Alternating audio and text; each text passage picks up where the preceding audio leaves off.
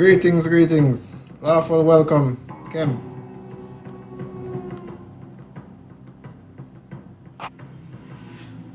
Welcome everybody. We're about to get started shortly.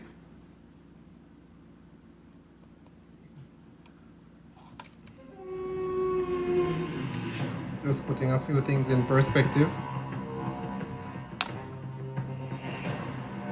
Alright, so we got that. We're gonna save this one.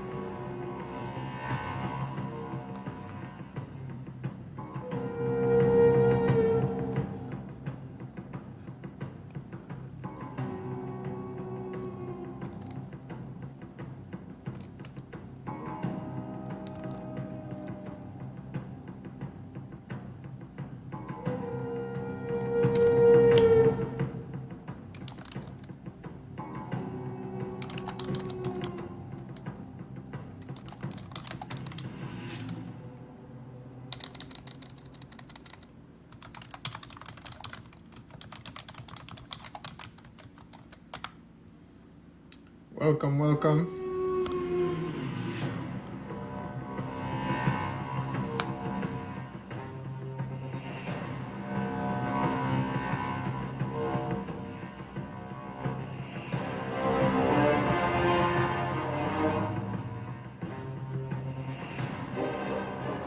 Interesting. Very interesting.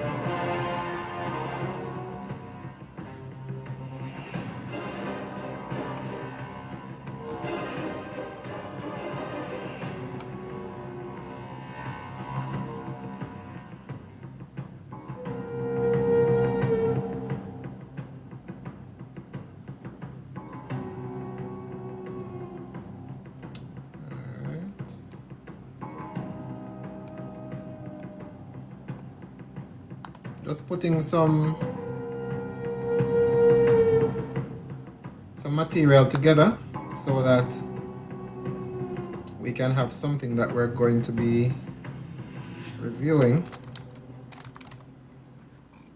and those who wish to follow along can follow along. I'm going to share the research material on the website so that everybody will have access to the same information.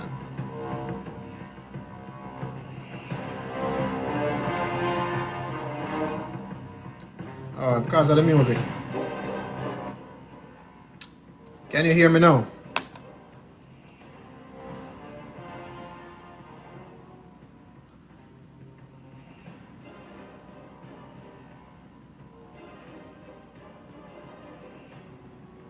How the audio sound here now?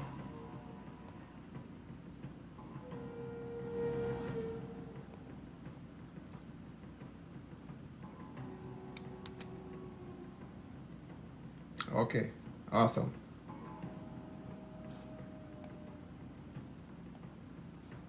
All right, so we're gonna do one more.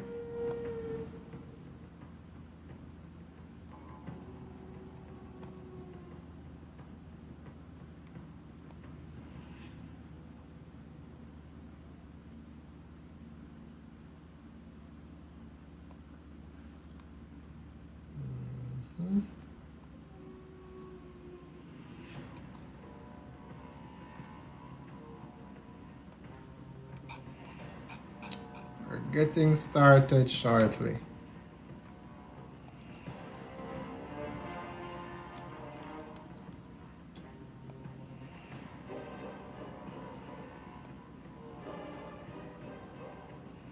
This was Liberia.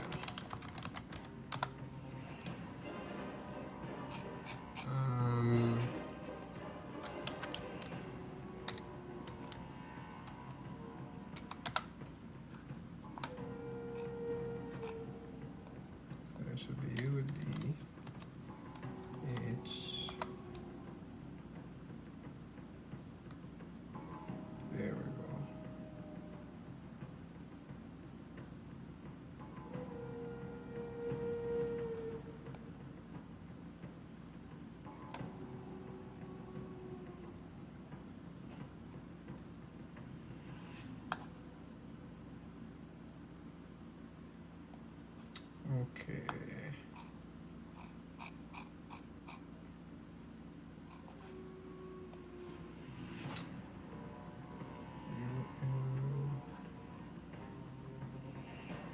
I'm gonna save that.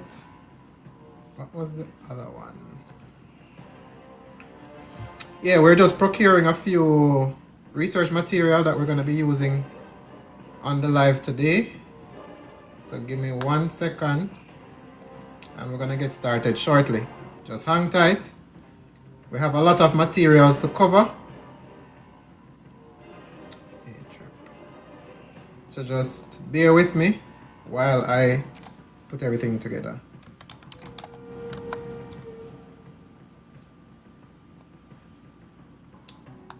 Alright. So I'm going to save this one as well.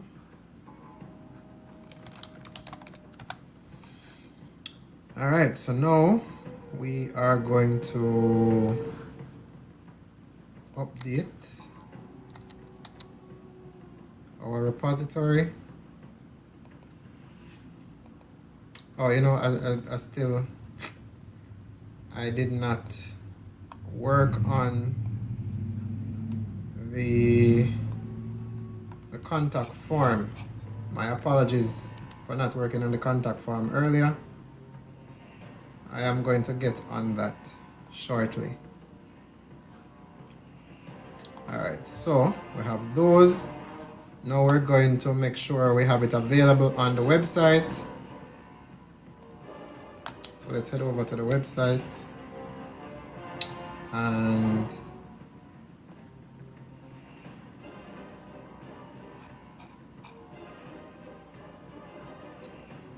research.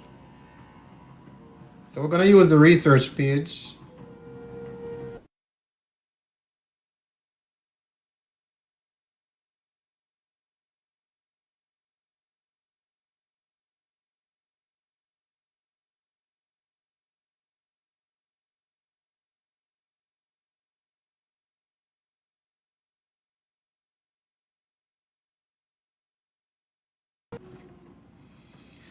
Okay, so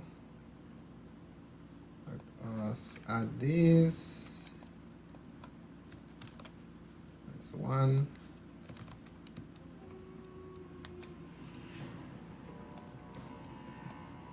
2.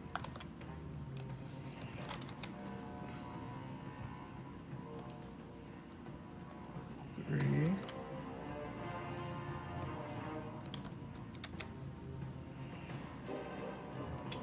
4.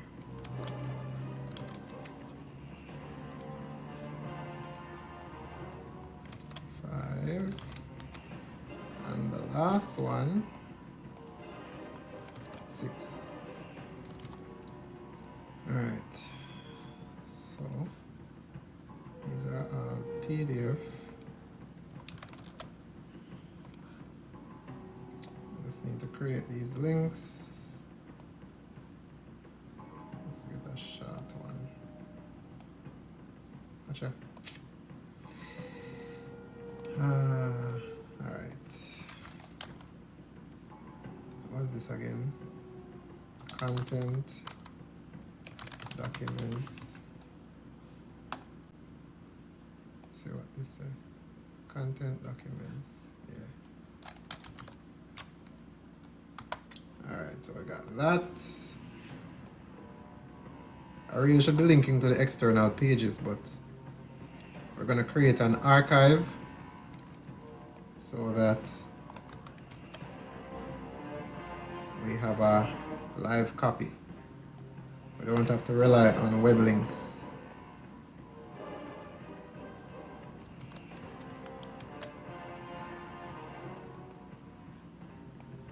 Almost there, almost there. 4 more to go.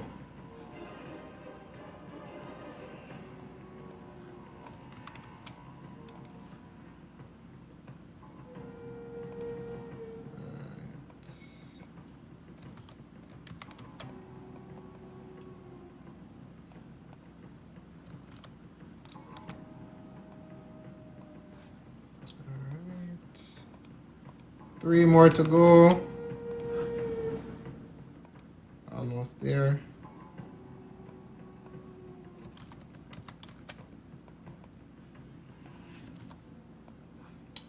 2 more to go.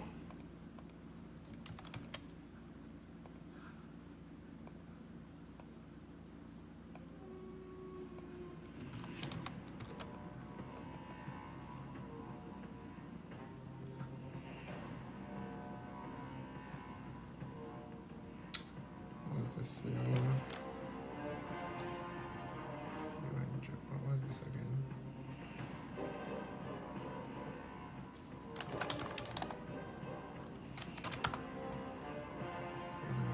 Nations Declaration of Human Rights.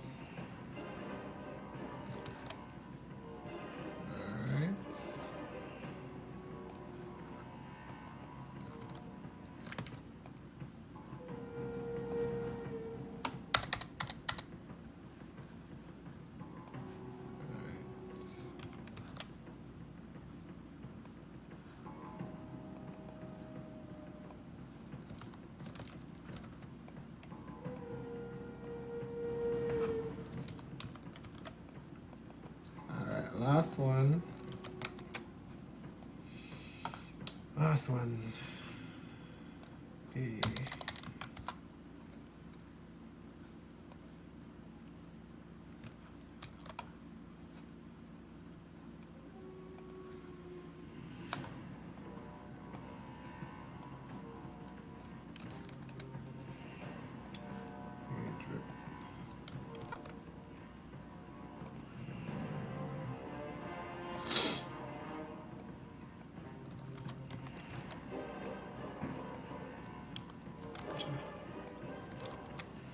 All right, we are all set.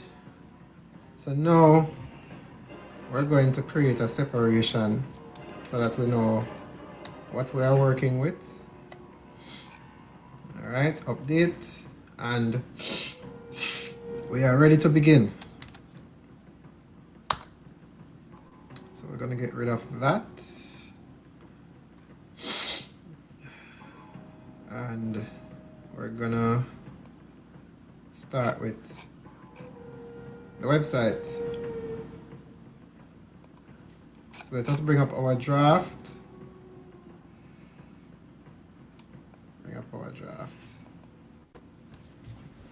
Welcome, welcome one and all. Hope everybody is doing good. See what going on in the comment section here. Sabak, Lawful, welcome, welcome. Investment, Lawful, welcome everybody. King Bentagon, Lawful, greetings, welcome. Ra, Lawful, greetings, welcome.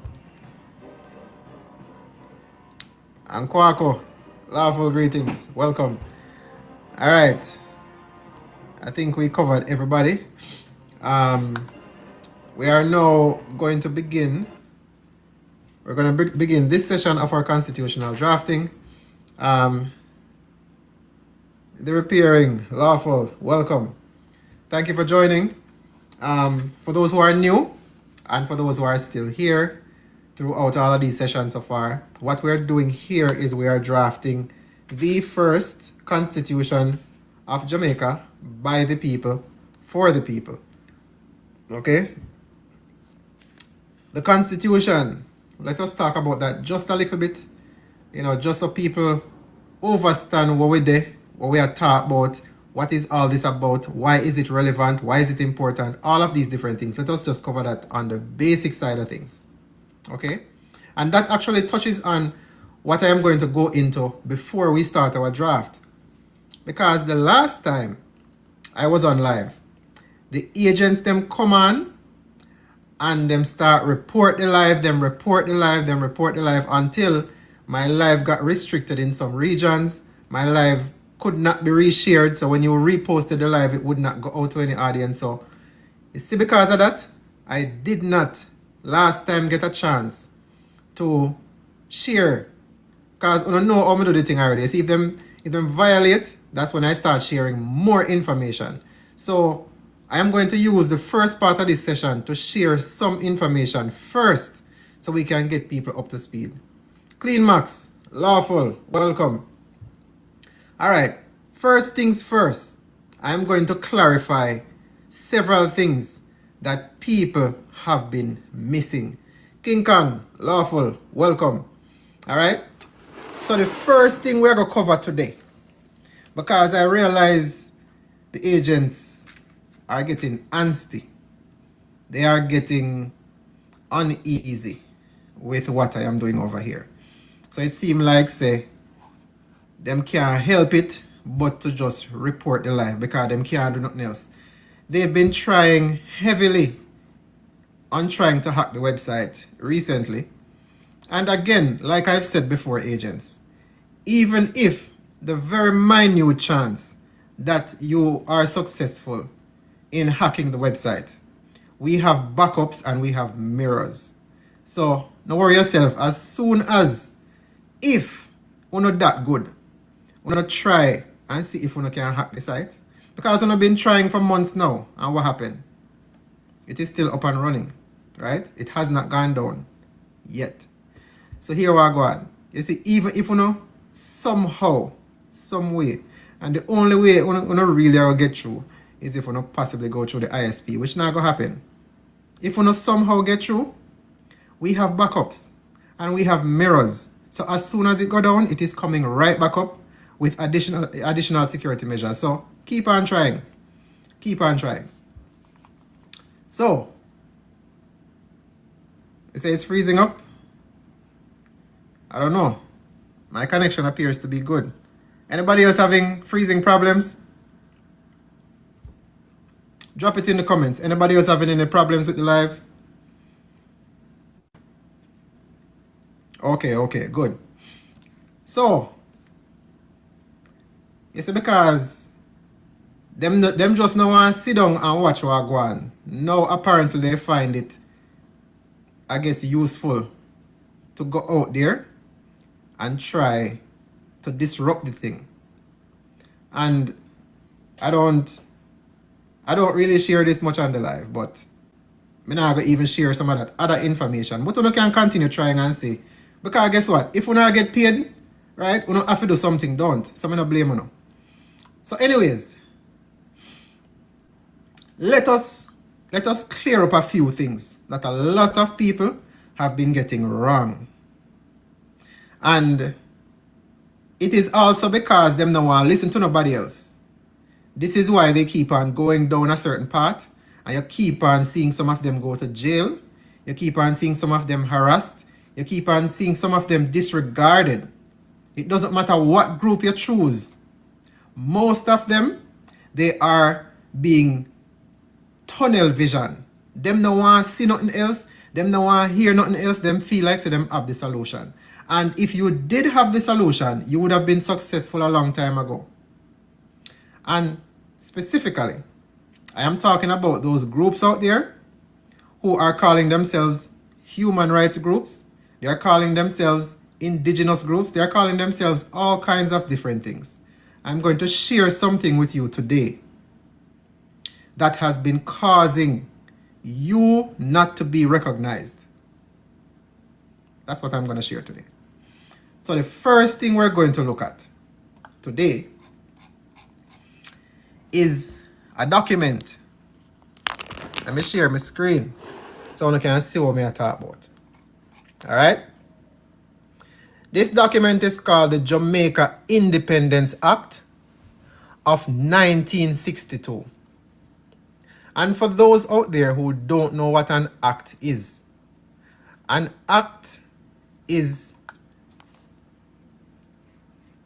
set of documents in many cases, or a document that is written by people who are appointed or elected into parliament.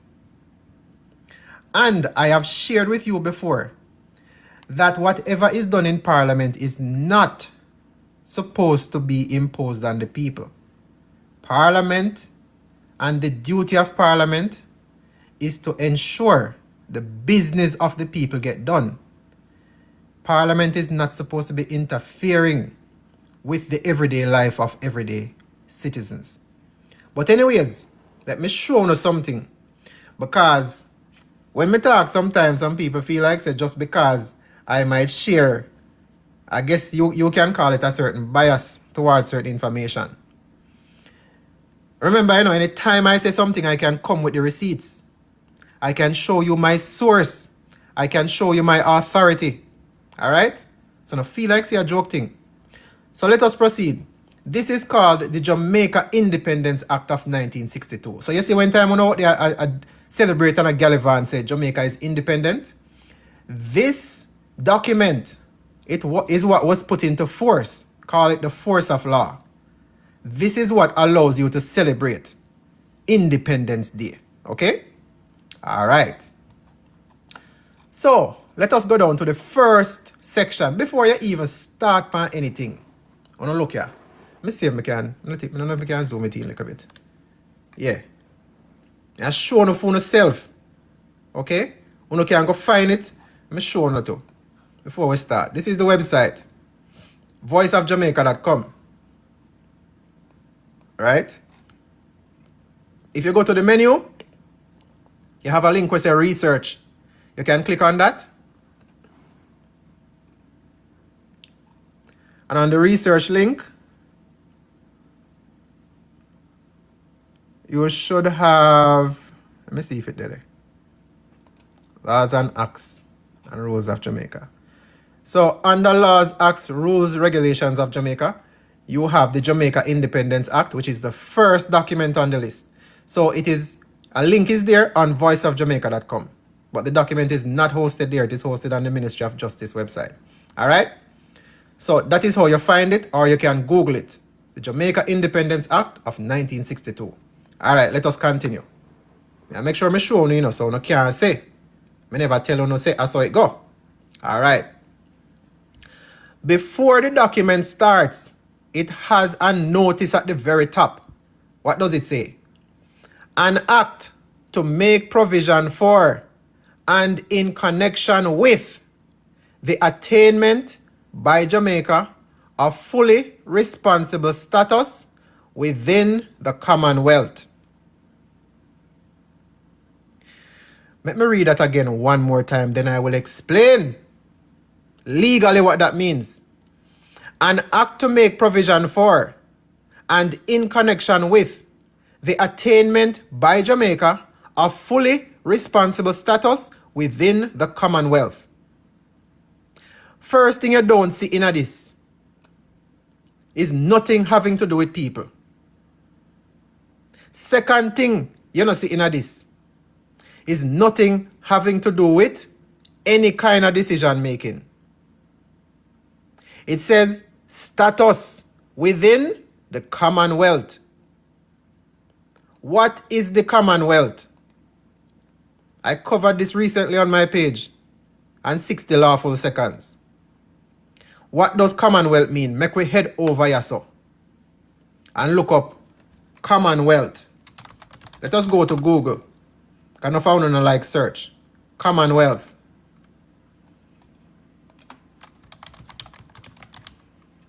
Commonwealth of Nations. Right?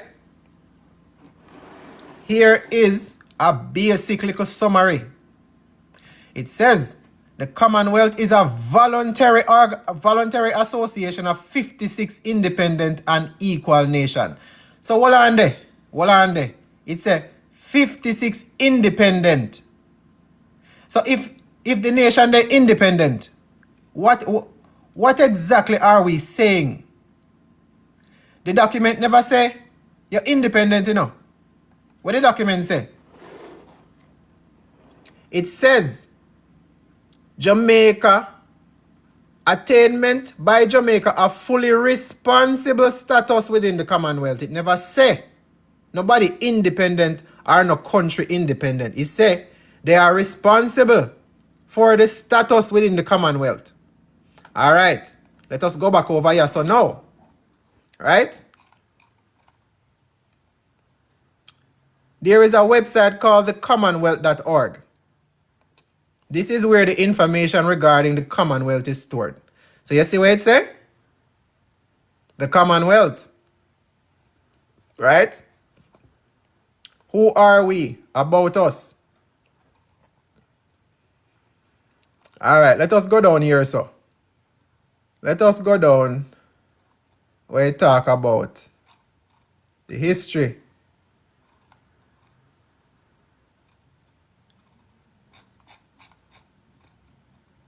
How would them hide it? Alright, our history. See it right here, so. So you can see for yourself. This is live. This is right on the website. Our history. There we go. Alright. Let me show you.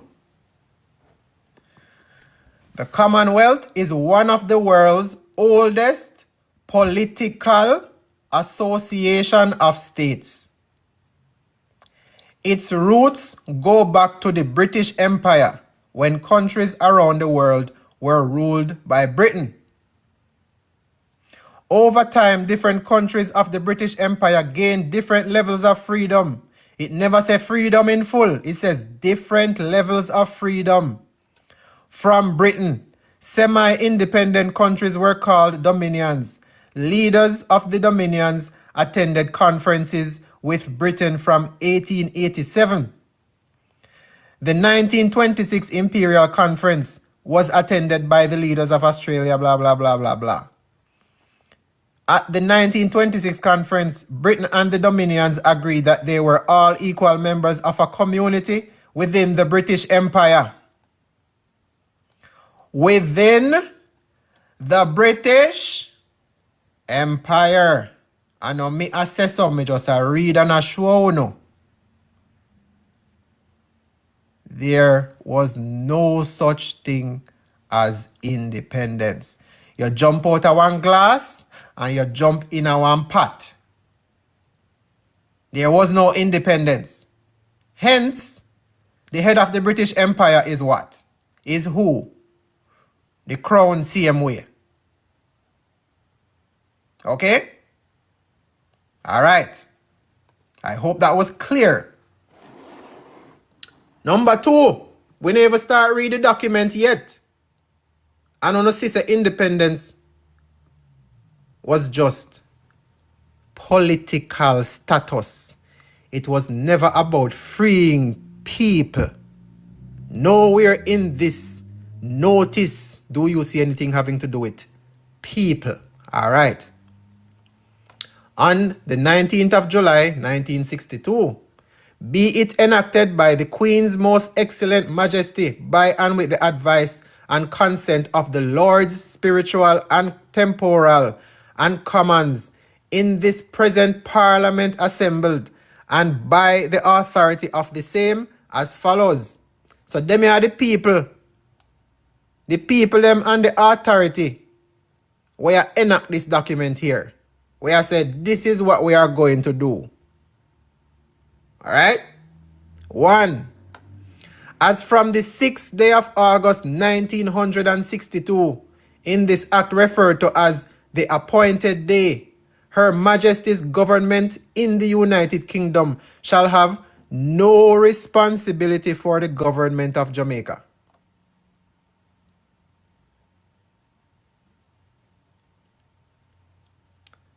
Many people still don't understand what that means.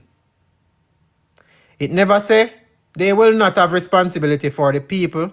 It never say they will not have responsibility over the affairs, over society, over private life. It never said none of that. It says no responsibility for the government of Jamaica. You can go look up the document for yourself. And not just me assess so. We just read and we are overs where it say. Alright. No act of the Parliament of the United Kingdom passed on or after the appointed day shall extend or be deemed to extend to Jamaica as part of the law thereof. And as from that day, the provisions of the first schedule to this act shall have effect with respect to the legislative powers of Jamaica.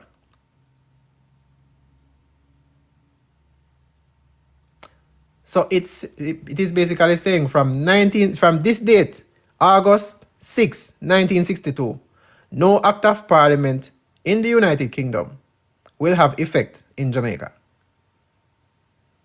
That's basically what that is saying.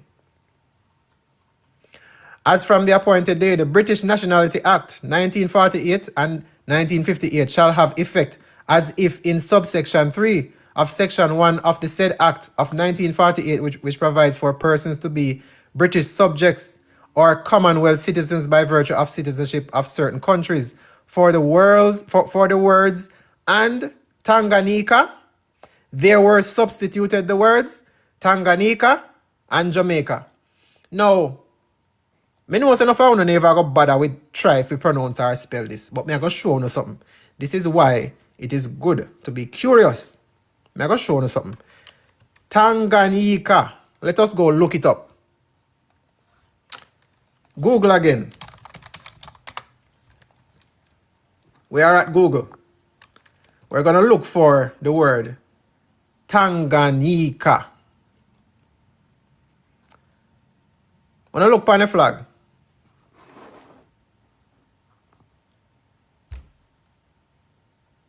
wanna see that?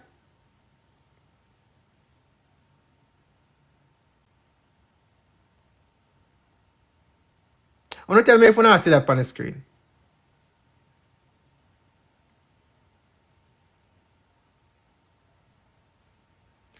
The only difference with our flag and theirs is the design. The colors are the same.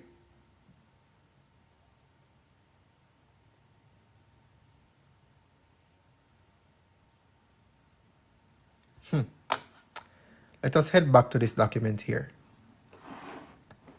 We don't want to waste too much time on this, but I said this is important. All right?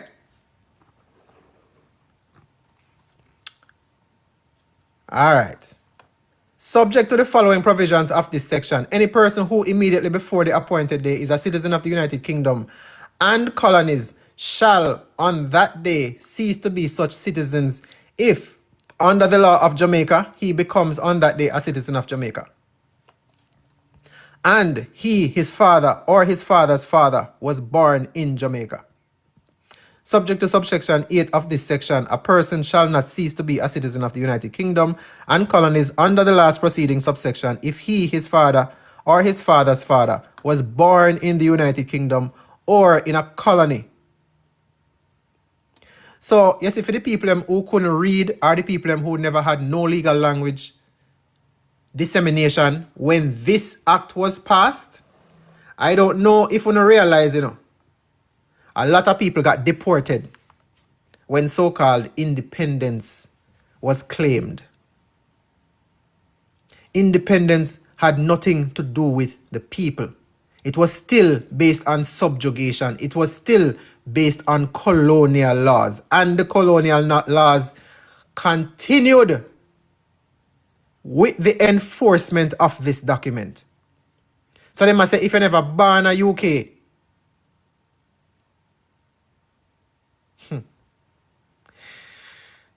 anyways, there are a lot of provisions in here that you can clearly see that people were not free.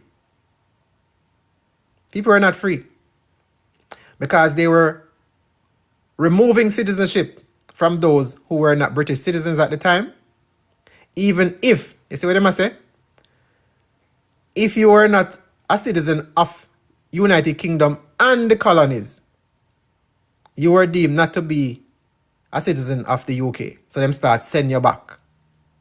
Them start dip you. You see, same thing with Trump I do now, and the same thing did happen back in the day. No, Jamaica, there was no Jamaica to be deporting nobody nowhere. Jamaica didn't even have a plane at that time. The UK was still controlling Jamaica at that time. So they couldn't deport nobody. They never, a matter of fact, which government they gonna use deport people? Joke thing. So, if you decide to read through this document, it is only 10 pages, It is not a very long document. It is only 10 pages. The only thing it does is rearrange the legal definition and the legal expressions in the document. It never make nobody independent. And like we covered before, Jamaica itself is not about people. It is a brand. It is a corporation. It is what is used to trade on the international market. So there has been no independence. And I am also going to explain to you why there was no independence. The only thing that was independent about Jamaica is its political status. It is now independent to make political decisions. And political decisions come only from where? The government. That's it. And let us come full circle. Right? Let us come full circle. When we talk about where we the charter. When we talk about full circle, and when me tell us say the only thing that changed was things regarding the government, Section 13, 2B. How much time we cover this? Someone are probably new to this section here. It says Parliament shall pass no law. And you know what the word shall mean? Shall mean say, this is a must. This is not optional. This is not discretionary. You can't go around this. Parliament can't pass no law. This is right here in your constitution that is merged with the Charter of Fundamental Rights and Freedom, Section 13 2B. Parliament shall pass no law and you know, and is a conjunction, right? Joining two things together. Parliament shall pass no law and no organ of the state shall take any action which abrogates, abridges, or infringes those rights.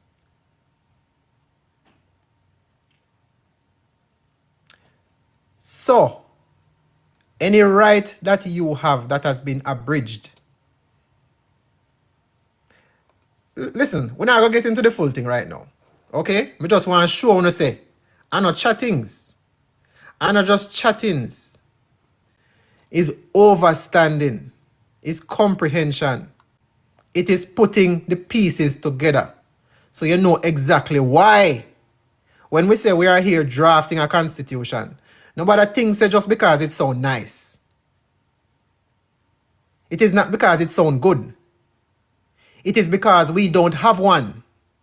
It is because you have been fooled, you have been hoodwinked, you have been got, and up to now you don't even know what is happening. Okay? So, let us continue. So this is the basics, right? So, when you look at a document like this, because the first thing people say when them come and them see the name, they say, why this spell so? I know so Jamaica spell. People, we don't infringe on copyrights. We are creators. We are not follower. So when we create something, nobody can come back and claim it. Okay? All right.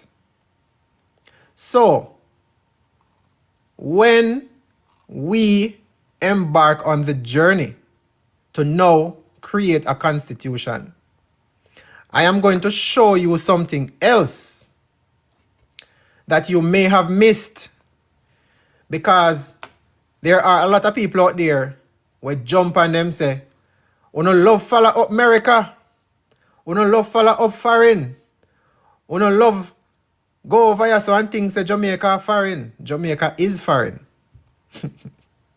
But me I go show you something. This is the US Declaration of Independence. Okay? Me I go show you something. This is the document. You can Google it as well. It is also on Voice of Jamaica. You go on the... Oh, sorry. Me I go too fast. On voiceofjamaica.com, you can go to the menu and you click on research. And under research, when you scroll down, you have a line, and this is where we're at now. This is what we're currently reviewing. So you can follow along on your computer or your tablet or whatever device you have. All right? So here we have the U.S. Declaration of Independence. Let us see what those in the United States did in 1776. All right? Because most people in Jamaica, and I am going to say most people, them hear about the Declaration of Independence, but they have never looked at it. Them not go look where it actually say. So me I go show you today what they actually wrote in 1776. This is way before. This is what started the whole colonial foolishness, what them call the Commonwealth. Because when the people them in the Americas decided, say, them done with the foolishness, them no want to hear nothing more. This is what they said. This is what they wrote down and they agreed to, and they presented it and they moved forward. In Congress, July 4th, 1776, the unanimous declaration of the 13 United States of America. Let me ask you a question. Who did know, say, back in the day, America never developed? America only had 13 colonies. 13 colonies were in America back in the day. It wasn't 50 states. It wasn't 50 colonies. It wasn't 50 regions. That come later. But anyways, we're not getting too far in American history.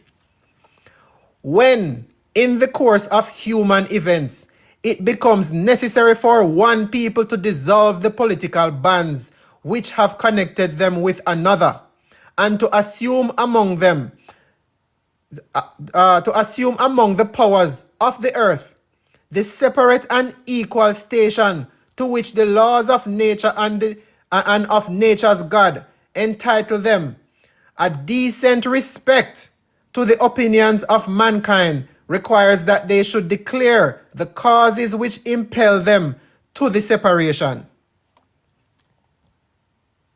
So the people them not only say, boy, we don't want to deal with the government anymore, you know. Them say them are going to explain why them are separate themselves from them government. Okay? Because they have what? They have respect for the laws of nature and of nature's God. So whatever supreme being you believe in, them say adopt them and put them trust in. And the laws of what? The laws of nature. All right. So, here we have the start of it on the right side of the document. When you listen, you know, this is important. This is why I read it. I have it on the screen. All right? We hold these truths to be self-evident, that all men are created equal, that they are endowed by their Creator with certain unalienable rights. I'm going to pause this for a second. Because I know some of you hear the term unalienable rights before. And you don't even know where it come from. This is one of the first places where these two words were combined and used. This is one of the first places where these two words were combined and used. Unalienable rights, meaning you can't get alienated from a right. You're born with it. Nobody can take it from you. Nobody can chop off your hand and get it. Them can broke your house and take it. It come here with you and it left with you. Unalienable. Alright? You can't lose it. That among these are life, liberty, and the pursuit of happiness. So they must say them three something here are the basics. The very basics. Right? So that means Nobody not supposed to step in your way if interfere with you having a good life. Plain and simple. That to secure these rights, governments are instituted among men, deriving their just powers from the consent of the governed. For those of you who don't know what that means, every time you take up on yourself and you go the voting and the polling stations go vote, that is your consent to be governed. Every time you agree and accept the oppression and the disregard for your rights, that is called consent by action. Now for one will have run go pay a ticket because it is just too much waste of time for go to court, boy, you fight nothing. As my brethren, Mr. Dunn would have say, the record shows that the police are doing a good job because you keep on paying the ticket, and by paying the ticket, you have now admitted guilt. So if 80% of the population keeps pleading guilty, then that means that the police is in the right. So you have not stand up for your right, so guess what? Who is going to stand up for you? So that is what is called consent of the governed. All right?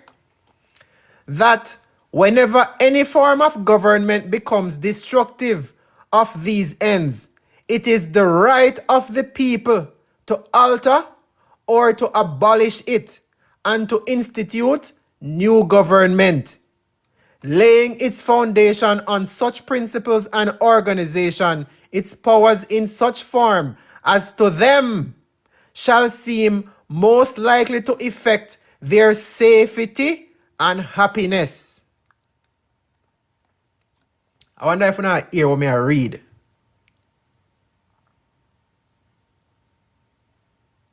When I hear?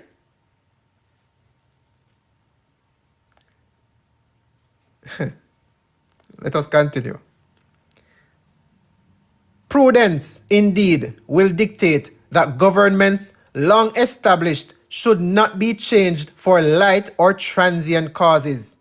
And accordingly, all experience hath shown that mankind are more disposed to suffer while evils are sufferable than to right themselves by abolishing the forms to which they are accustomed.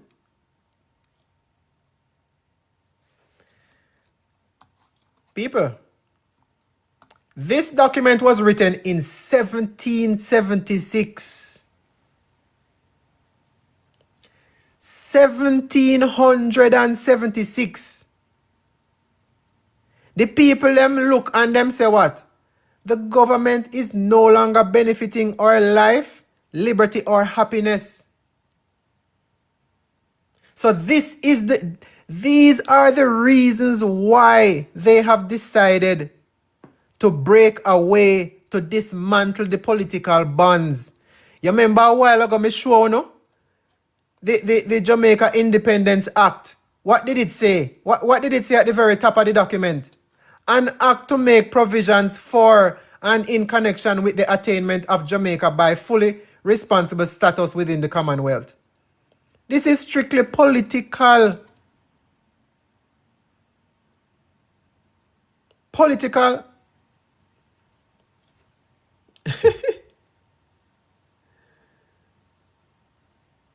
Watch ya. Keep your life on. I am getting the people that start report the live. The people that start report the live, me come like say me I show no too much. So let us continue. We not stop. We not stop. Let us move forward. Zane? Because I don't know what kind of image they say me I show up on the screen. This is text. This is words. Alright. So Let us continue. So here what them I say.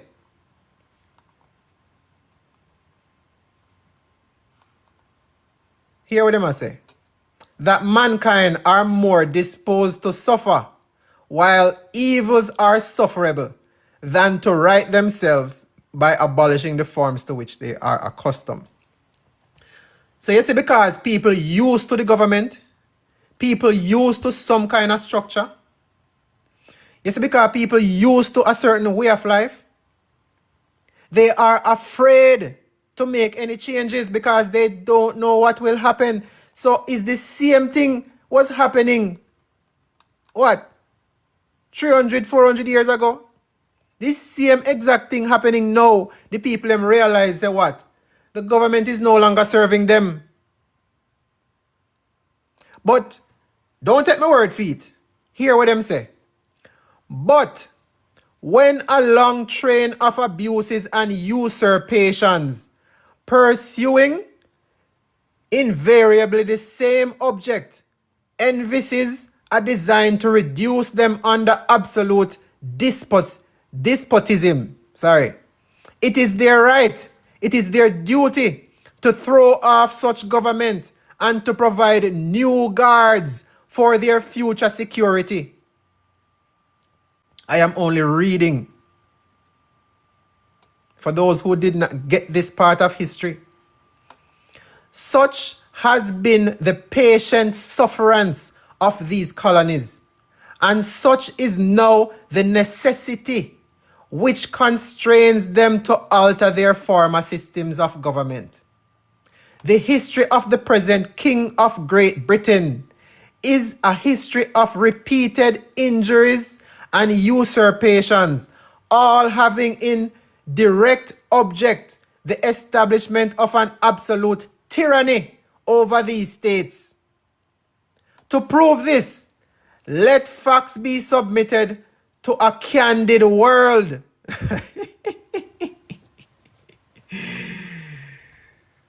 Hey. When time I tell you say the people them in the past, they're more intelligent than we they are today.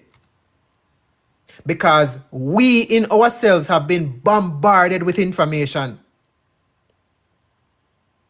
We have been bombarded with information. So in order for us to ingest much of this, we have to somehow separate ourselves from the entertainment that is drilling in our brains day in and day out.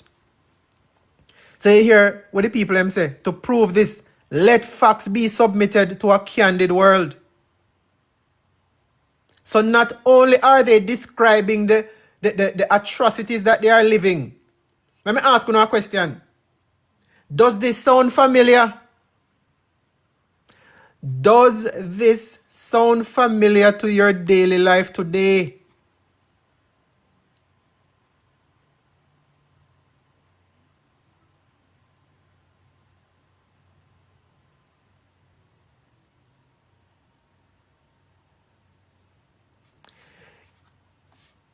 The atrocities that these people are describing, and yes, let me show you something. Let me show you something. You see who them direct this to? The history of the present King of Great Britain. Who they in power now? Who is in power now?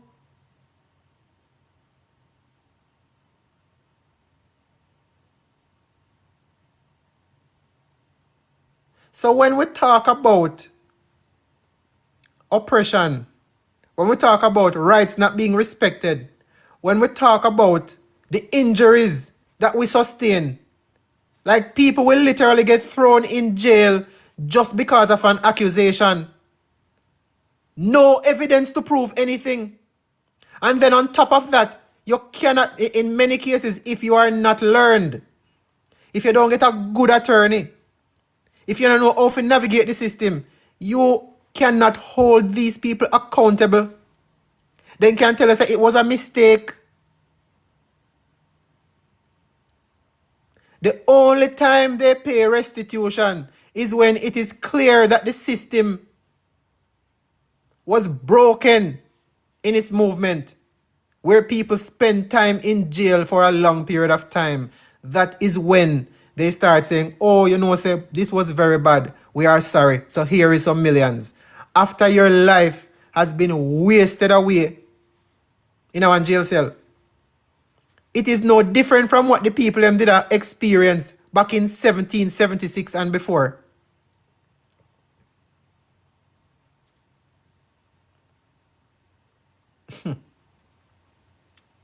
So the people them say, to prove this, let facts be submitted to a candid world. So that means say what? Anybody who come across the information, them can make the decision for themselves. Them now make accusation just so. They presented the evidence to show that this is why they want their independence. They are going for their independence, and them now go bow down to nobody no more.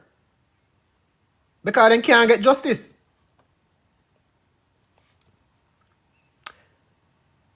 So hear what them say about the king. He has refused his assent to laws,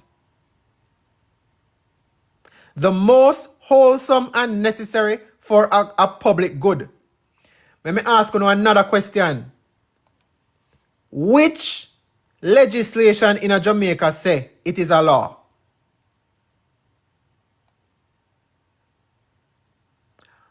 I am not talking about acts, and I am not talking about regulations. Do we have any law in Jamaica?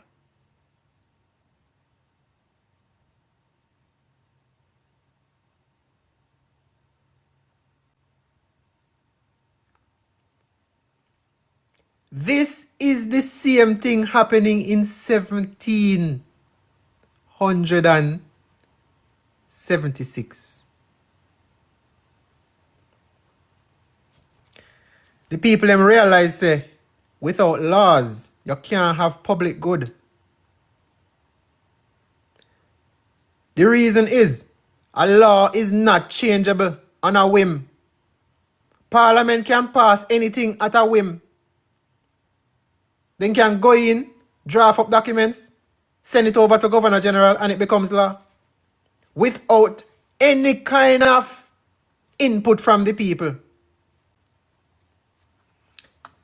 Let us go further. He has forbidden his governors to pass laws of immediate and pressing importance unless suspended in their operation till his assent should be obtained. And when so suspended, he has utterly neglected to attend to them. How many people await upon trial, sit down in a jail for months, years, sometimes all decades me hear say people in a jail for. He has refused to pass other laws for the accommodation of large districts of people unless those people would relinquish the right of representation in the legislature, a right inestimable to them and formidable to tyrants only. He has called together legislative bodies at places unusual, uncomfortable, and distant. So, when we talk about a declaration of independence, right? I am showing you an example. So when you don't see certain things right in the Constitution, okay, we have to look at these kinds of written history. We have to look at what happened in the past, something what we can point to. If you say, rotted, you know, say, this makes sense? You know, say, this sounds solid? You know, say, we can use some of these concepts here today? You know, say, we can craft things around what we are experiencing and make our declaration more solid. We have examples of this. We don't have to recreate the wheel. All right. So I'm going to beat a dead horse. You can go and you can read the rest of this document if you so choose by going to voiceofjamaica.com. You click on research in the menu and you have these documents at the bottom of the list. All right. Now, we heard of U.S. Declaration of Independence. Let us take a look at the French Declaration of Rights of Man. And look at the date, 1789. So only 3 years after the United States declared them independence, the French decide to do the same thing. All right? So here is the Declaration of the Rights of Man, 1789. I'm going to point out something to someone now, because sometimes we have people who have information and they have P-sites. And that's what gets us in trouble sometimes. You can't run with piece of information. You need to come full circle. Let me see if we can't really zoom in this. But we're going to stay on topic. It says Declaration of the Rights of Man. You notice it never say person. You notice it never just say Declaration of Rights. They are being very specific down to something where you can't define no further. So there is no mistake about what is this declaration about. Okay? All right. Approved by the National Assembly of France. The people them still a report the live. I'm not keep on report because guess what? I can't stop it. The representatives of the French people organized as a National Assembly, believing that the ignorance, neglect, and contempt of the rights of man are the sole cause of public calamities and of the corruption of governments, have determined to set forth in a solemn declaration the natural, unalienable, and sacred rights of man, in order that this declaration, being constantly before all the members of the social body, shall remind them continually of their rights and duties, in order that the acts of the legislative power, as well as those of the executive power, may be compared at any moment with the objects and purposes of all political institutions, and may thus be more respected. And lastly, in order that the grievances of the citizens, based hereafter upon simple and incontestable principles, shall tend to the maintenance of the Constitution and redound to the happiness of all. Therefore, the National Assembly recognizes and proclaims, in the presence and under the auspices of the Supreme Being, the following rights of man and of the citizen. And not just one place decides, say, then can't take a government. And not one. And that was just the introduction to the document.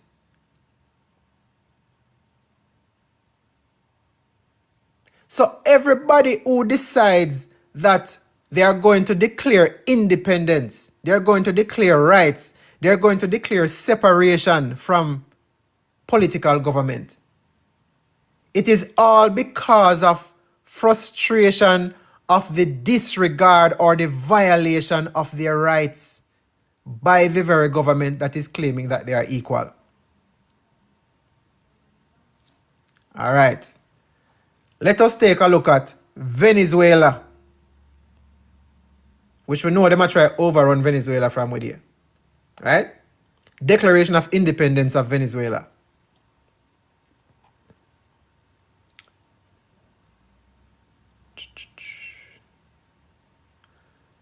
All right. So, because Venezuela speaks Spanish, they had a translation to English. Right? Here is the editor's note.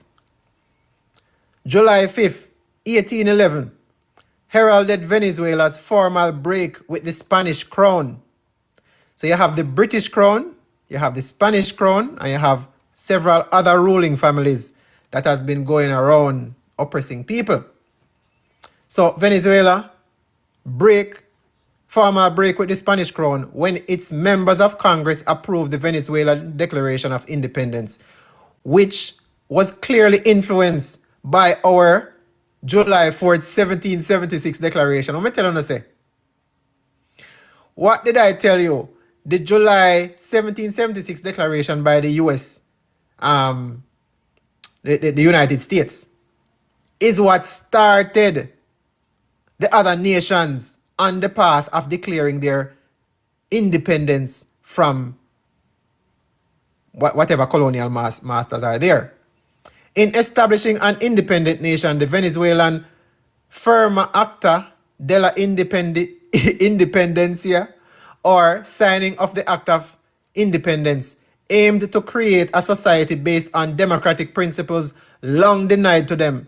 Venezuela was the first South American nation to have an uprising for independence, led at first by Franco de Miranda and then by Simon Bolivar and Jose Felix Ribas, who were inspired by the American Revolution. As you can see from the declaration, it serves as a moral operating system for the new republic, placing premiums on equality and freedom of expression, which were forbidden during their 3 centuries as a colony of Spain. So I can read a little bit about the Declaration of Independence of Venezuela. In the name of the all-powerful God, we, the representatives of the United Provinces, and them give some names there, so Barcelona, Merida, anyways, forming the American Confederation of Venezuela, in the South Continent, in Congress assembled, considering the full and absolute possession of our rights, which we recovered justly and legally from the 19th of April 1810, in consequence of the occurrence of Bayona and the occupation of the Spanish throne by conquest, and the succession of a new dynasty constituted without our consent, are desirous, before we make use of those rights of which we have been deprived by force for more than 3 ages, but now restored to us by the political order of human events, to make known to the world the reasons which have emanated from these occurrences and which authorize us in the free use we are now about to make our own sovereignty. So just like the US Declaration of Independence, the people them lay out the reasons why them go them separate ways, and them no want have nothing to do with the government where did rule them.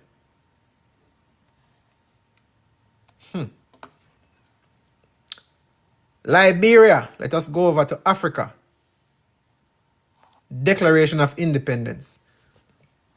A declaration of independence by the representatives of the people of the Commonwealth of Liberia in convention assembled.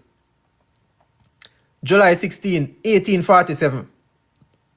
We, the representatives of the people of the Commonwealth of Liberia, in convention assembled, invested with the authority of forming a new government, relying upon the aid and protection of the great arbiter of human events, do hereby in the name and on behalf of the people of this Commonwealth, publish and declare said Commonwealth a free, sovereign, and independent state by the name and title of the Republic of Liberia.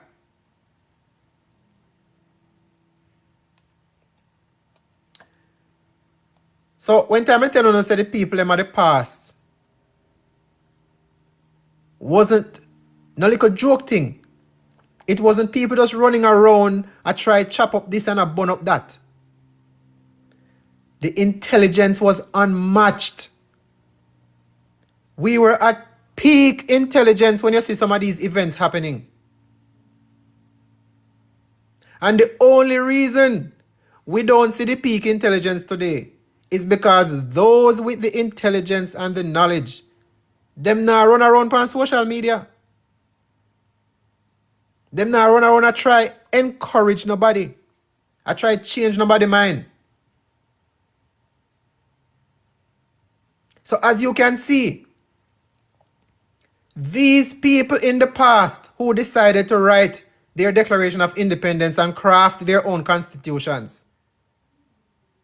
it is because of the oppression that they were receiving that they could not do anything about by themselves. They had to come together.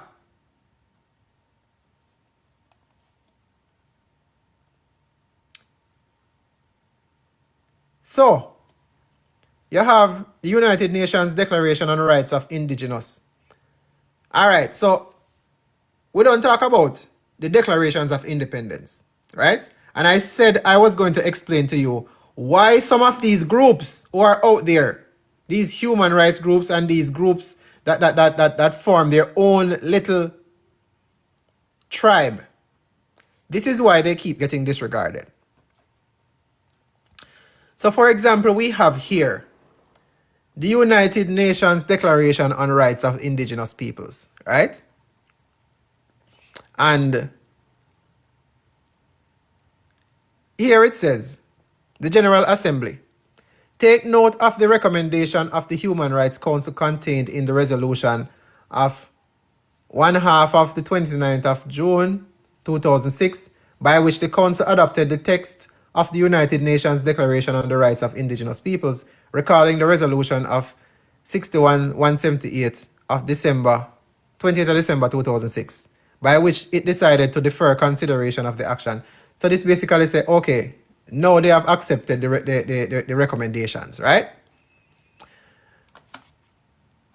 The General Assembly, guided by the purposes and principles of the Charter of the United Nations and good faith in the fulfillment of the obligations assumed by state in accordance with the Charter, affirming that indigenous peoples are equal to all other peoples, while recognizing the rights of all peoples to be different, to consider themselves different, and to be respected as such. Affirming also that all peoples contribute to the diversity and richness of civilizations and cultures which constitute the common heritage of humankind. Right? And it goes on, it goes on, and it goes on. Here it says, acknowledging that the Charter of the United Nations, the International Convention on Economic, Social, and Cultural Rights, and the International Convention on Civil and Political Rights, is, as well as the Vienna Declaration and Program of Action, affirm the fundamental importance of the right to self-determination of all peoples by virtue of etc., etc. And this document goes on, but here what it does not have. Here is the problem with this document. It does not have any teeth behind it. It is telling you that they should be considered equal just like everybody else. They should be respected. They should this, they should that. There is no consequence for any of these articles that are in here. That's number one. And the main reason all of the different groups that are recognized as indigenous peoples are being ignored are because they have not created a political status.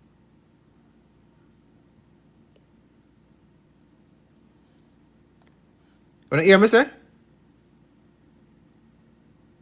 The reason, I'm going to give some examples. The Rastafarian movement, some of them running around say they are Maroons. Whoever, whatever groups, they have not created a political status. I am not going to tell you how to do that. I am just showing you why. I'm only telling you why these groups have no footing. They are not being respected. If you don't create a political status, you have no voice in international matters. And what does international matters mean? If you go to any forum, the representation, when they say representatives of, right? The representatives that get invited to forums are states. And states are political bodies. They are not masses of land.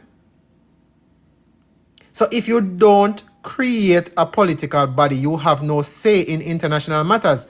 And international matters means what? Once you are not a part of a state, once you are separate from something, you are international. International, not intra.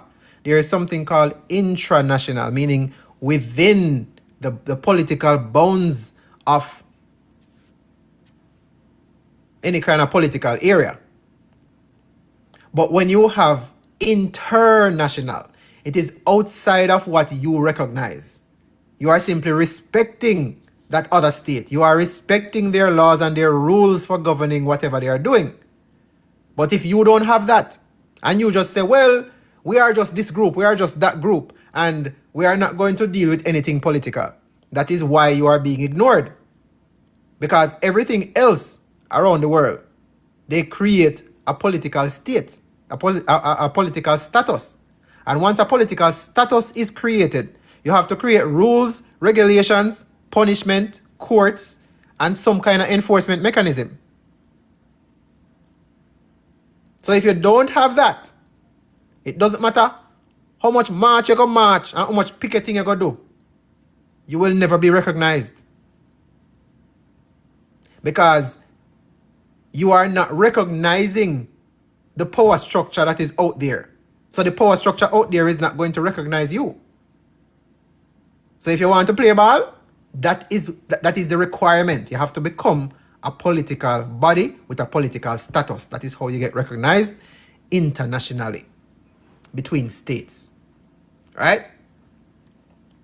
So, when we begin to craft, let us go back to our document. So, that was a long introduction still. But it was necessary. It was necessary. So now on overs, what it means to create a constitution, what it means to create a declaration. You cannot stay within a system and fight. It is going to be fruitless. We are not here to fight. We don't need to fight. Okay? The term fighting is not necessary. When we begin to go down the other steps, the other stages of this process, fighting is not necessary. So get that out of your mind. All right? So, when we open up the document and we have the preamble, right?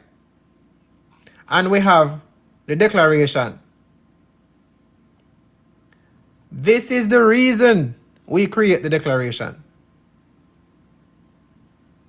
We have to make public that we are separating ourselves from the current system. Because we are not trying to overthrow any government. We are not trying to disregard any power structure. Okay? We are the ones who create the government. So we have the right and we have the power to disband it and to create another. We don't need to be fighting for nothing. We just have to have the intelligence enough to know what we are doing if we are going to so-called replace what is there. So, this is the declaration we have so far. Right? And again, this is going to be infused and modified with inspiration from some of the other declarations that have been successful in the past. Right? So we create our own, but we're also going to use the inspiration because we're not trying to create the wheel again. Right? The wheel has been created already. We just need to look at what made it effective and what made it stand the test of time. And that is what we're going to be doing. Right? So currently, this is what this looks like. Sovereignty of the people. Now, let me explain this term because, again, I have seen a lot of confusion in the past where people talking about they are sovereign and this and that and whatever. Let us be very clear. Sovereignty is of the people, meaning you have to be a group. An individual person, meaning one of the people, does not have sovereignty. Sovereignty is something that is like a group body, a group attribute, something within a group. So when we say sovereignty of the people, you cannot run around saying that you're a sovereign. It does not make sense. And you can look up the legal definition as well. Okay? So sovereignty is when we are together, we are doing something as one. We have inherent power. We are not deriving our power from some other authority. Right? So, we the people are the one that can take action to do something or not to do something. All power in Jamaica belongs to the people of the island. Right? Government exists only to carry out the will of the people and to protect their rights and safety. No person, office, institution, or organization may claim authority that does not explicitly come from this Constitution. Supremacy of the Constitution. This Constitution is the highest law of Jamaica. Any law, regulation, or action that conflicts with this Constitution is invalid. Right? The current constitutional draft that we have running around saying that we have Constitution, it doesn't have anything close to this. A matter of fact, it have something in there in I think it's section 4 that states that it is saving all of the colonial laws that were in force and effect and bringing it forward. Matter of fact, let me stop that. Let me show you. Let me show you so that we speak in context.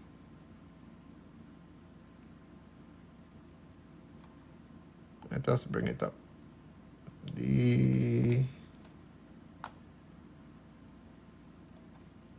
Let us bring it up.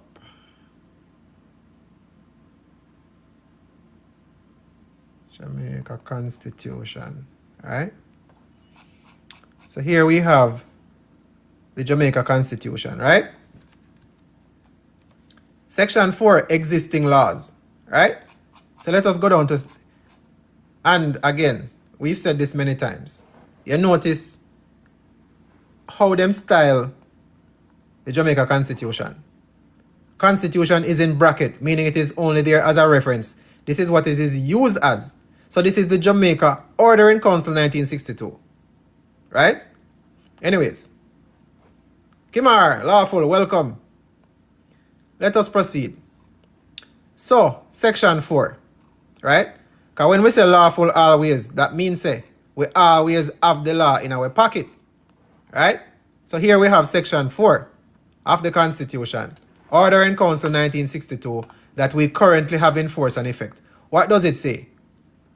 All laws which are in force in Jamaica immediately before the appointed day shall, subject to amendment or repeal by the authority having power to amend or repeal any such law, continue in force on or after that day, and all laws which have been made before that day but have not previously been brought into operation may, subject to as aforesaid, be brought into force in accordance with any provision in that behalf, on or after that day, but all such laws shall, subject to the provisions of this section, be construed in relation to any period beginning on or after the appointed day, with such adaptations and modifications as may be necessary to bring them into conformity with the provisions of this order. If this was a real and true positive constitution, how can you bring all of the laws of the past into the present and say they are in force and effect? If we were truly independent, how can we now have the colonial laws continue in force and effect? How does that make sense? How does that benefit the people?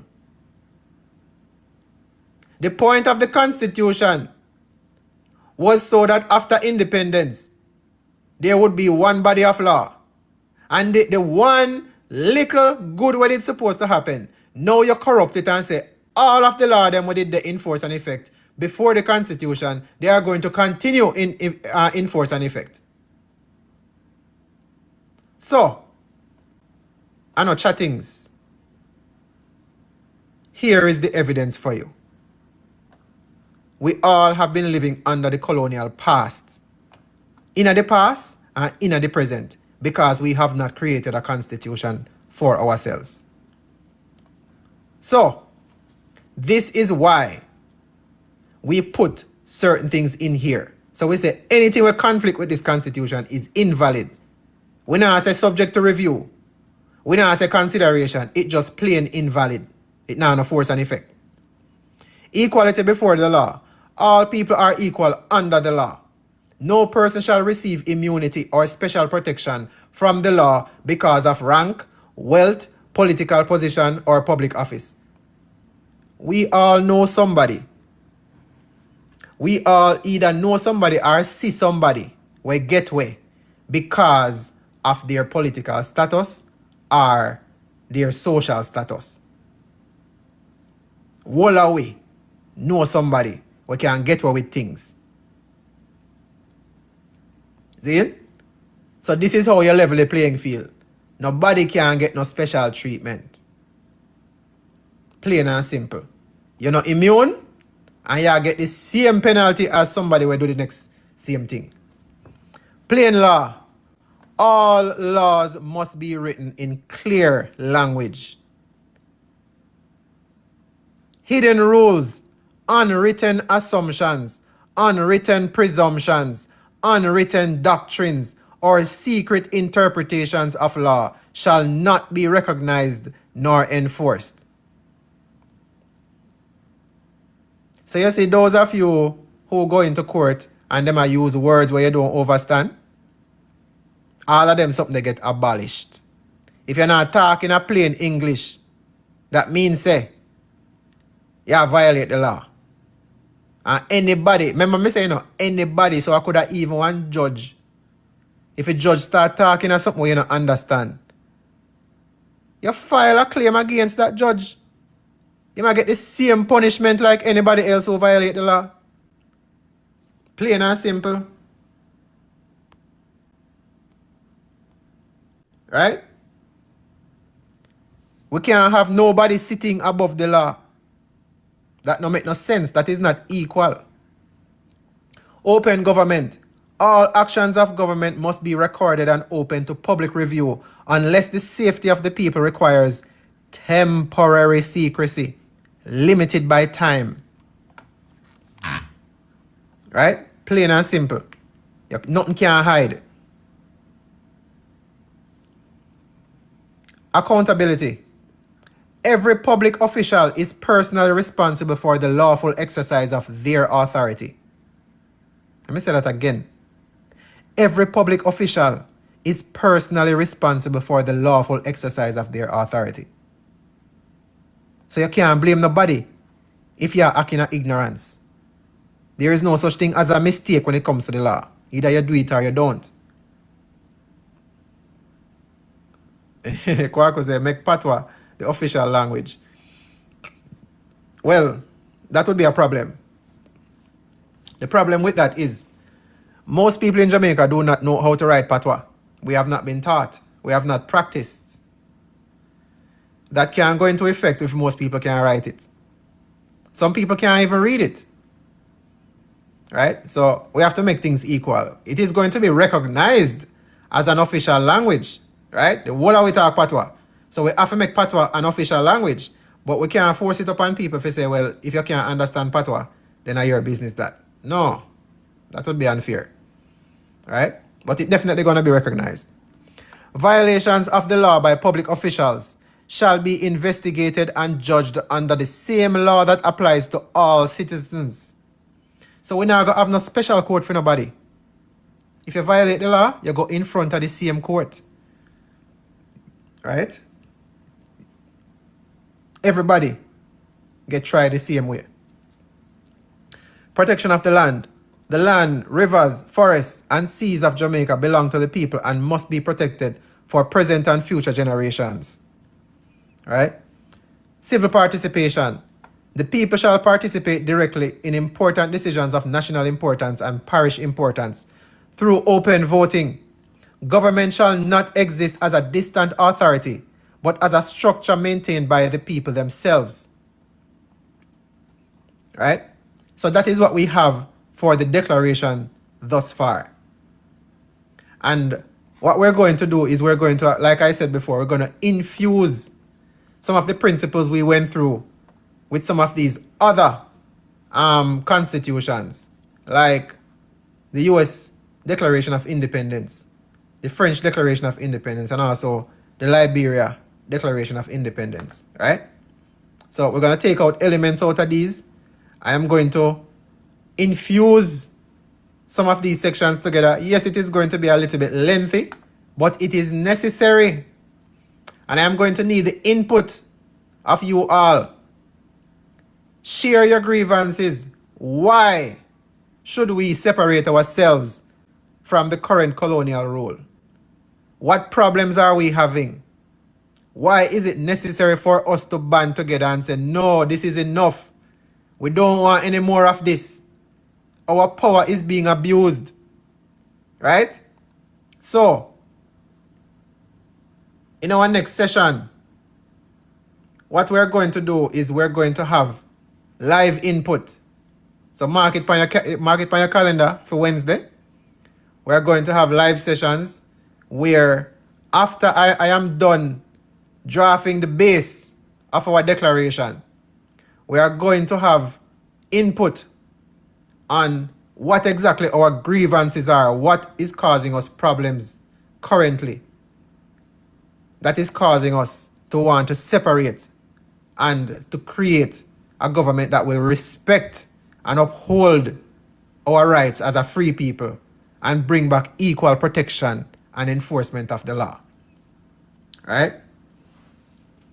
So I'm going to open up the boxes now. I see we have a couple of requests. If you have an input, you can click on the box and you can come up and you can share. The time on Wednesday, we're going to start at around 6 o'clock on Wednesday. Brooks. Mr. Brooks. Yes, sir. Yes, sir. Good evening. Lawful. Welcome. Thank you very much. Yeah, man. All right. So what's going on? I see you come up on the box. Did you want to say something? I think my hand just touched something. I'm good. Okay. All right. No problem. All right. We have Monica. I'm going to bring up Monica. All right. I got Sabak. Bringing up Sabak. Sabak, lawful evening. Lawful LB. Yes, sir. We doing an excellent job with the drafting. Zine, thank you. I am most grateful that we, as many of us that's here, are part of it. And grateful we're going forward with this because we need to set a stand. We need to stand somewhere or stand for something. Right. Since these people took us for a joke all these years and pretending that we had freedom and we didn't. Right? I'm trying to let as many people know, listen, this is the greatest thing that's happened to Jamaica in the last 60 years. We all need to join in and make this thing happen. Absolutely. And we came back down now. Came too far. We have suffered enough, right? Exactly, by the hands of the oppressor. Exactly. Many of our people are still under the spell because they don't want to hear what you have to say when you're talking about the Constitution. They have no clue what it is. Right. Like you said, they never teach us none of this in class, in school. They never. If you never brought forth this, I would never know nothing about the Jamaican Constitution. I'm serious. Mm-hmm. And I Yeah, studied. and Go ahead. all of this was supposed to be taught in schools. Right, but they never. They didn't teach me this in school. I knew nothing about the Constitution nor the law. Right. And these things go through every single fabric of our reality. Yes, it does. The Because only thing if you get in trouble, or if somebody violate you, you have to turn to the law. You can't handle it by yourself in most cases. right? All I know is the police was the law. Whatever they say, go. They were the gods of the road. They Right. play gods all the time. And that is sad, because it is not like it is hidden, but because we are used to being spoon-fed in some cases. And sometimes we are say, boy, we don't know where to go look because there is so much information. We just get tricked. Yes. Like I said, I'm so blessed for your enlightenment. Listen now, I look at Babylon or the police force a totally different way. I don't fear them no more. I don't fret worry when I see them on the road doing their job. I just drive by them. Matter of fact, like I said, I stopped wearing my seatbelt. I guess I'm looking for them to pull me over. Yeah. I don't fear them no more. Well, as much knowledge as I share, I don't advocate to go out there seeking an interaction. But if you are confident enough and you are justified in what you're doing, I say stand up and make your voice be heard. Definitely. Yeah, man. Definitely. Yeah, Ra says Sobek behave. Oh man, this is a whole new world. And like you said, Teach, the veil has been lifted. Jano. Right. Jano. As we come into comprehension of what is around us, you're going to have a different eyesight. You're going to realize different things. You're going to want better. Definitely. So it is our duty, once you know better, if you decide not to do better, it is to your detriment, because you can't expect nothing better if you really look and see say something is wrong and you decide say, boy, me not gonna do nothing about it. You can only suffer from there. Right? Can't blame nobody else but yourself. Right. Yep. So yeah, man, that is it. I am always happy to share. I am glad that people are taking this more seriously, and I see that there are other peoples out there who started sharing the information, and I see more interaction. People asking where they can go to find copies of the document. What can they do to assist? And let me say this again. You don't need to always be inputting something. You don't need to, trying to be doing something monumental. Just your presence and your ability to understand what we're saying here. You can make an educated decision on whether or not this is something fruitful or something that you don't want to be a part of. Because the time is going to come when the action that is needed to be taken, it is not something where you have to jeopardize yourself. We're not asking you to come into ranks and to come fight and all them something there. Nothing like that. Right? Any action that needs to be taken, it is going to be collective action. Not sending nobody out on no limb. Remember the great saying is, divided you fall. Together we stand, divided you fall. Right. Yeah, so we have to stand together. Exactly. And we now have the means to stand together. We have, the motivation in some cases, and it is not for a slight purpose. This is something that every single individual, even those who don't know about it yet, is going to benefit from. That's right. Future generation. That's right. And we don't have to wait until we're dead to experience some of this. We literally can experience part of it in our lifetime. Exactly. Now is the time. Exactly. Yeah. Exactly. All right, LB, let me give somebody else a chance to come in and voice themselves. Yeah, Thank man. you Big for up your yourself. time. Yeah, man. Yeah, man. Thanks for coming up. No problem. Cool. All right. So we have Sasha Gay we're going to bring up.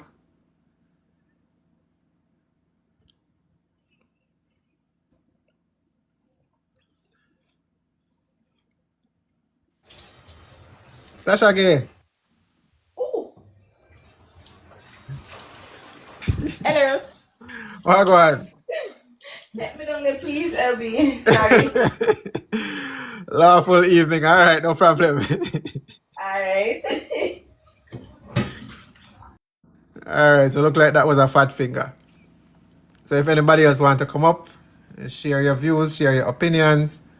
If you want to add something, no problem. But again, we are not here to convince people of anything. If you don't see the importance, if you don't see what can actually become reality, right? That's okay. That is okay. We are not here looking for so-called warriors, right? We literally just need to make a stand. Investment, lawful, welcome. Lawful. Yeah, we love the initiative. However, before I started coming on your platform here and hearing you speak about the changes, I have tried this to get people's reaction and how we could have changed. I mean, I've been doing various type of groups and talking to people, and to be honest with you, most people that I come across, they lost hope. Every time when I try to have a conversation and try to be positive and say, okay, we can change this, we can do this, a majority of the people, yes, this needs to change, but they can't do nothing. And this program helps to show, yes, okay, it's the lack of knowledge that causes this doubt or this fear. Because a lot of these people, I'm sure they don't know the things that you are talking about here on your platform. Right. So my question is, yes, as I say, you're not forcing anybody, but actually we would love, because honestly, I don't want to waste my time. And when I came on here, I the first thing I said, I hope this is not a waste of time thing, because I'm always for change, for good change, and for the betterment of our people.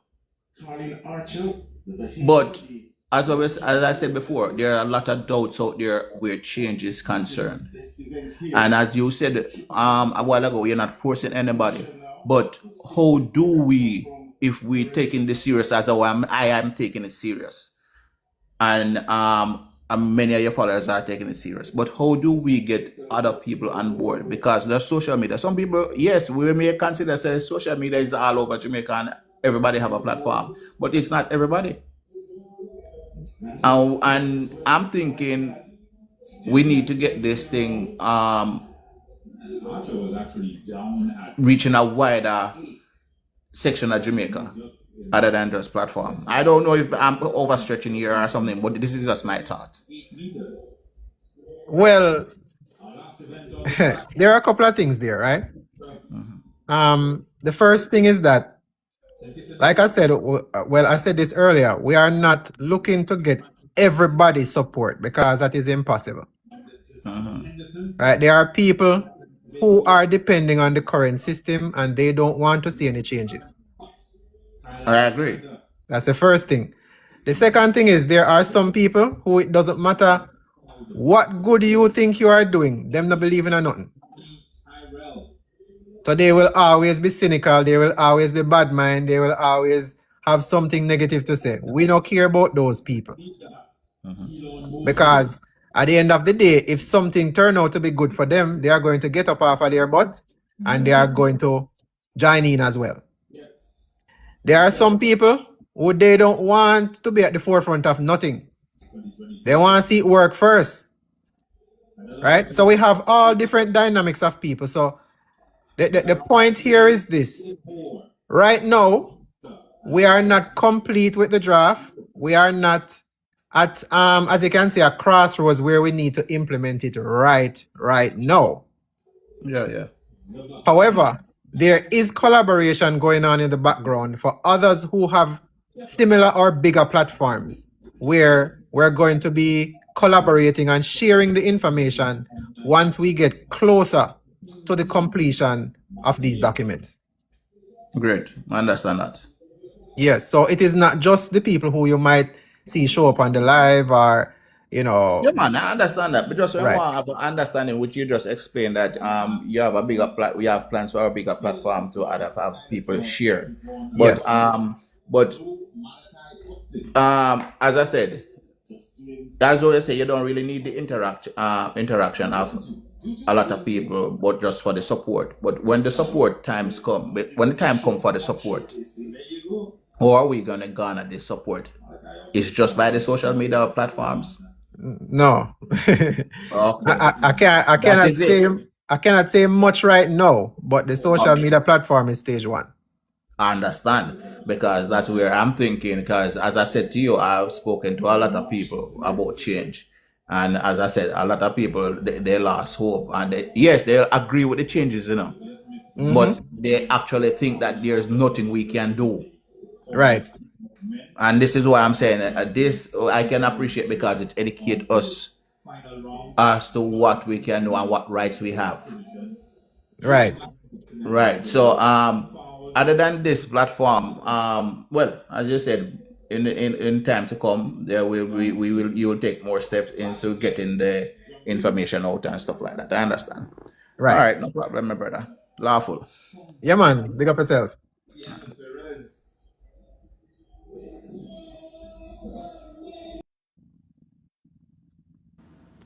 So, we have time for a few more. I'm going to bring up Apothecary. You can always tap the box and we'll bring you up. Apothecary, Lawful, welcome. Lawful General. In? Alright, so my thing is that in regards to we have an uproar in Jamaica the other day about Prime Minister taking the pay that he agreed upon not to take until a later date, right? Right. So I'm saying that moving forward with this document, we could put it where all government officials, meaning councillors, MP, and senators, would have the same fixed increase as what do you call this thing? Minimum wage. So whatever minimum wage is increased by, that's the only wages increase they could get, being a government member of parliament, or, as I said, senator, or even the councillors. So the same rate for the minimum wage would apply straight across the board for everyone. Okay. Well, Because why I say that is that because remember now, they are living in the same. That's why I bring it up that I would like for the MP and the member and the councillor to live within the constituents, because whatever hardship you will be facing, they will be facing, right? And right, whatever inflation arise when upon you, it should be a rise upon them, right? Correct. right. So whatever adjustment is made to my life should be made to theirs. Fair enough. So that's just my little piece on it right now, because I don't think they should be just sitting there and decide what's the increase for government members, and then there's a set way of citizens, or you say the minimum wage is adjusted yearly or whenever they choose to adjust it. Right. Right. So that is just my little piece to it for now. Okay, awesome. Yeah, man, thanks for sharing. So I think something like that, we would put something in the constitution regarding, we do have a wages section in there. However, we would have to put something in there regarding increase of minimum wage, right? Where it cannot be disparity among, I guess I can say, different industries, whether it be public or private, right? But there is a big caveat to that, Now, we're talking about increase, we're not talking about base wage. So that is also going to have to be reviewed, because we cannot have an individual or individuals within government making millions. Like, we have to bring things down to a dignified level where it is normal wages, right? It can't be that regular people in a society, for example, just for basic livelihood and living comfortably, you might have to make, let's use an example. Let's say you need at least 15 million, right, a year to live comfortably. But a politician is making 30. Why is he getting double? Because it is certainly not harder work. Exactly.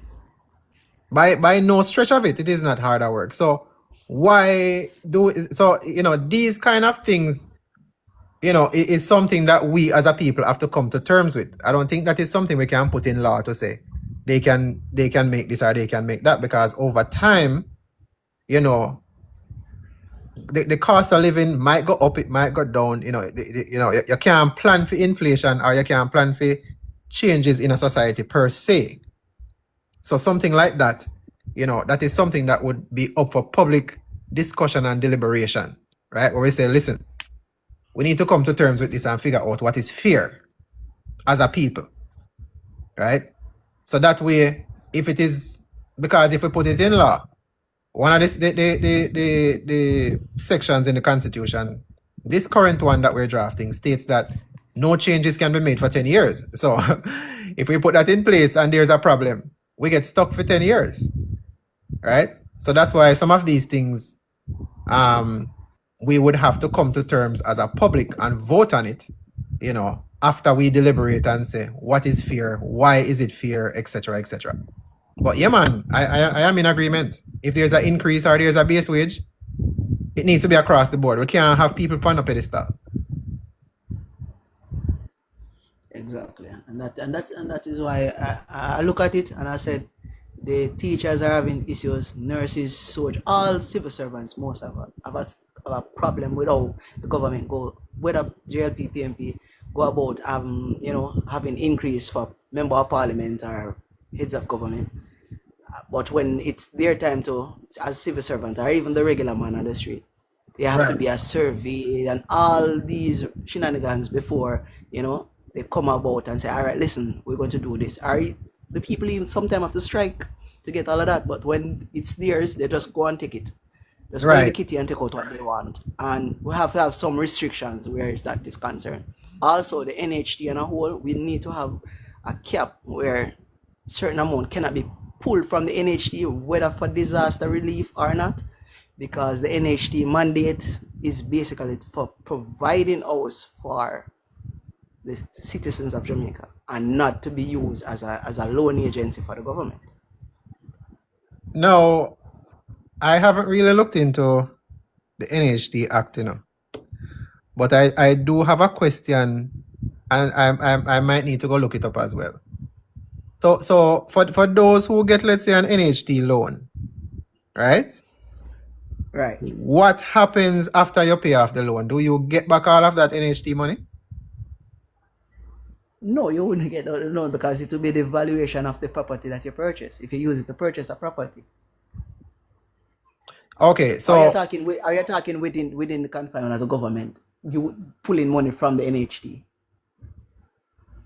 so people have to pay into the NHT for a certain amount of years to get a certain Right. amount, Right. right? So when you are getting a loan, the loan you are getting is not your is it that your NHT contributions become a part of the down payment and all of that? Once you get a loan, yes, it can be used as a part of it. However, you have to look at it. It's like a partner plan. You make put the conceptualize it that everybody would understand. So you will get your partner draw early, but you know that this lump sum that you get isn't the lump sum that you already paid unless you get the last draw. Right. Right? So in regards to that, it would be that you get your lump sum and you still throw your regular amount. However, you still have a savings somewhere where you constantly do. So if for the person that didn't get theirs as yet, they probably will still can go in and get the NHT refund until they choose to go for a loan. But you get the loan, that refund wouldn't be existing for you until you finish all of your payment because it will be compounded to that. Well, I am going to look into the act and see what it says and go find some of them documentation because I really want to see what exactly that is because from what I am seeing, it does not look legitimate. Let me just say it that way.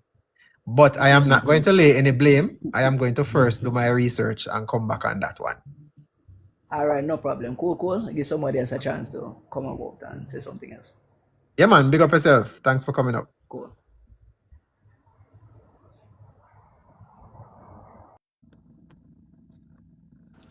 All right. Let's see. We got Jamayka. I'm gonna bring up Jamayka.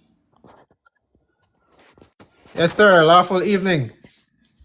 Good evening to you and your listeners. I trust that you're doing well. So far, so good, Lovely. Um, I want to say that's very good that what you're doing, showing the Constitution to Jamaican people. That is very, very important. And just for people to get an understanding that we didn't write the Constitution that governs us, that it was written by or colonized, not or, but the colonizers, the evil people from England, and it was imposed on us, and it was facilitated by a done-said wicked man called Bustamante. What happened in 1963, April 11 to 13, where he said death to the Jamaican people. That is important to get out of the way. And I see that you're proposing a new constitution. Am I getting that right? Yes. You're proposing For all intents and purposes. Yeah, man. Okay. Okay. My question: do your organization, your movement, have a name, or do you have a purpose, a aim, a mission that you can share with me? Because I'm trying to understand a little bit more. Well, no. This is not necessarily a group or an organization per se. This is, again, I guess you can call it the collection of the free people of Jamaica. So we're not standing behind an organizational structure or something that is regulated. No. Not saying regulated, but one can one can agree that if we are moving towards a common goal, there must be shared shared collective mindset and a mission, right? And able to have an identity, for lack of better term. Absolutely. Mhm. All right.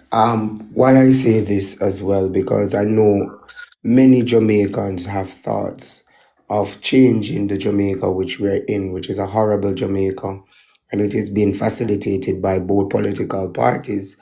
They're complicit in the struggles of Jamaican people. And let me also introduce myself as the president of National Hospitality Workers Union, and that's NHW, and also a part of the leadership team with JABEM, Jamaica Beach Birthright Environmental Movement, which we have 5 cases in the court right now protecting and preserving the rights of Jamaican people to be on the space, the beach which they grow up on and have been using for economical means. And in 3 of these cases, we're actually up against government of Jamaica, right? Jabem is led by Dr. Devon Taylor, is a research scientist, and his beach has been taken away. That is in Marmy Bay, taken away by Sandals, and it's still in the court, the Marmy Bay. And we were at Saturday doing a public rally to sensitize and educate Jamaican people about their rights and the access to beach. And beach is wealth creation. That is the reason why they take it for tourism. We have a Beach Control Act of 1956, a discriminatory act by the English people to say that Jamaicans don't have no right to the foreshore of the sea. And we have been using the Prescriptive Right Act of 1882 for easement, having a track. If anybody have been using that track for over 20 years, they have a right to use that space in perpetuity. So that is what we have been doing, and I know the work that you're doing is very important about people understanding the Constitution. My question is, oh, you're pulling up the Beach Control Act. I'm just asking, did you see the new beach management policy that was proposed in the House of Parliament? Have you read it? No. It's important because that is set to enslave Jamaican people. And I will definitely recommend all Jamaicans to read it. From the day that it was tabled, we get the copy and we have dissected it and we have rejected it because they're giving us qualified rights. So they're taking the power away. Oh, there you go. What? The Beach Control Act. There Oh you yeah, go. man. Yeah, man. I just pull it up because I'm going to reference it later. When I go through it, but I can already see, where things are with it, but just by the introductory statements that are being made there. But go ahead. I didn't want to disrupt what your train of thought. No, not a problem, man. This is important work, and that we're doing, and we're inviting Jamaican people to pay attention about what is going on. Currently, tourism contributes 30 to 35% of GDP, and they want to move it. The government wants to move it from 35% up to 60 to 70%. You know what that means? That means that more exploitation, the people will be poorer, and people will be displaced and also marooned inside their country. And it's going to be a regentrification of the people. So when people are looking at the ocean is going to be like a field trip for people to see. All we're going to see are rising build walls, big walls, and only the tourists can come here and enjoy the beaches. And it is not beach just for recreational usage, just to go down there upon the holiday time. The reason why these so-called investors come, they're vampires and demons. They come here is to take away our wealth creation. Beach is our wealth creation. It's economically viable. Coastal economy contributes the most of our country, right? So if our people don't understand that you don't sell asset, our government is ready to sell our asset, and it did say in the new management beach policy that they have the authority, him and his cabinet have the authority to sell our beaches. That is what he's proposing, and we fully reject that. Right? That doesn't mean that he has to consult with the People's National Party, consult with the people of the community, just him and his cabinet. He's also proposing that they tell Jamaicans how to dress on the beach, they tell them how to behave on the beach, how much of them can go on the beach. Don't take my word for it. Have a look at the beach management policy that was presented in the budget this year. So those are some things that are coming, and those are some of the things that we've been doing. We are from Portland to St. James. We have been doing beach cleanups. We have been helping people to survey their areas so that they can be there for a long time. We pay for surveyors, we pay for lawyers, because Jamaica for all away. And if we don't understand that the government, and the government is including of the People's National Party, they are complicit, you have read their manifesto, they jump around the beach management policy. They don't believe that the Jamaican people who are working in the hotel industry must get more. So there's a lot for Jamaicans to unpack and to uncover, and that's why we're in a sensitization process. Let Gotcha. me stop there. Gotcha. Well, sometimes we see certain important things that come up, right? And in this day and age, we have to recognize a few things. Number one, there is always some sort of conflict that draws our attention. And number two, there is always an opposition to what we feel is right. And it doesn't always have to be that way, right? Now, I am not sure if you are fully abreast of what we are doing when we say we're drafting a new constitution, right? Because we currently don't have one. We are all under policy. That is why Parliament is running around talking about they have a new act, or they're writing a new regulation, or they have a new policy and this and that, because they are assuming that everyone is under governmental power, regardless of what status you have in society, whether you be a public servant or whether you be a regular individual walking on the street. I went over this several times before. The reason why a lot of these things are happening is because of the Local Governance Act.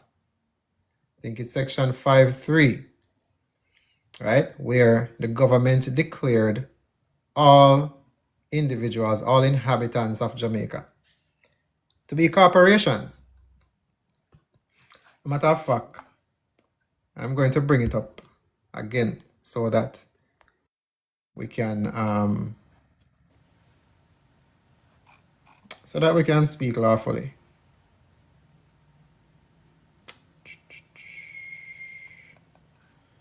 So I'm going to show you again why some of these things, that the difficulties that people are facing, I'm going to show you the root cause of much of it. All right. So here we have the act that is called the Local Governance Act of 2016. Right? So if we scroll down, it has many definitions, but scroll down to section 5.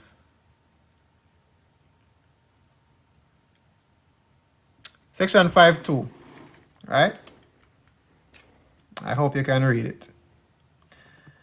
The inhabitants of each parish, other than the parishes of Kingston and St. Andrew, are hereby declared to be a municipal corporation under this act. And each such municipal corporation shall be deemed for all intents and purposes to be the successor of the respective parish council, referred in Section 3.2 of the Parish Council Act, repealed by Section 53 of this Act. And for avoidance of doubt, the assets and liabilities of the Parish Council are hereby vested in the municipal corporation so succeeding. So we all know what inhabitants mean, right? You're in the parish, you live there, you know, that is your place of abode, that is your place of residence, that's your permanent, fixed area where you live and spend most of your time. So if each inhabitant, right, is hereby declared to be a municipal corporation, what can you do? Because corporations that are created are under the government. So that means you and your rights and everything where you think you have, this is still in play. This is something that you have not rebutted all this time. So if you have not made a declaration renouncing this, stating unequivocally that you are not a municipal corporation, then a lot of the fights that you have in court, a lot of the things that you think you have as rights and all of them something there. This is why the courts are ignoring many things. You don't have a declaration out there that stops them from thinking that you are a legal fiction. Okay? So again, I am not saying that some of these endeavors that people find themselves struggling in, that is not important, like protecting our beaches and so forth. However, what we are doing over here is way beyond dealing with beach control and whatever acts or regulation they might try and implement. Because when this goes into effect, none of those so-called parliamentary decisions are going to be, it's not going to make a difference, because it is all going to be abolished. So I think the focus should remain here, where we can make a bigger focus and we the people can make the decisions necessary to protect ourselves, our family, and the island. But if we go down the path of taking on these small scuffles in court, then what is going to happen is the distraction and the years it is going to take to even get to a level where you can actually have any meaningful, meritorious discussion in court. By that time, they would have passed that thing in Parliament already, and then you're going to have to contest that bill.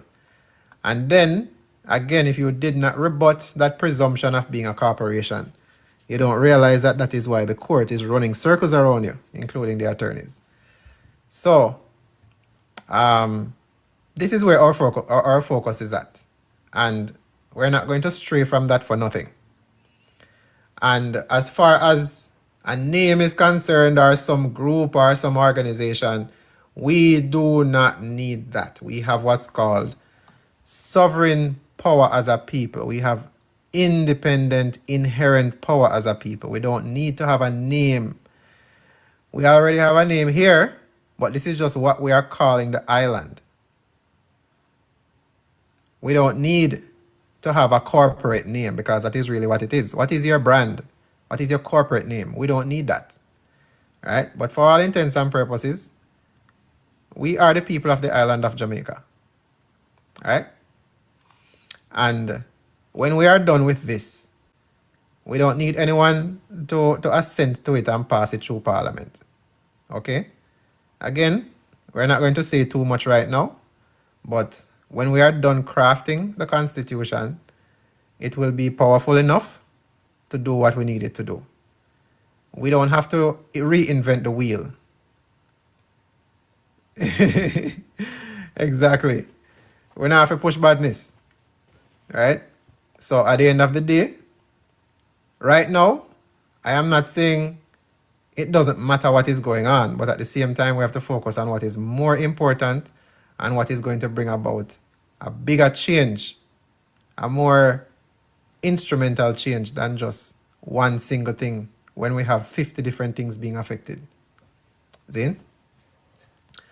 So, like I said, we are going to continue on Wednesday. And on Wednesday, we're going to already have the infused Declaration of Independence, and we're going to start taking suggestions for that portion.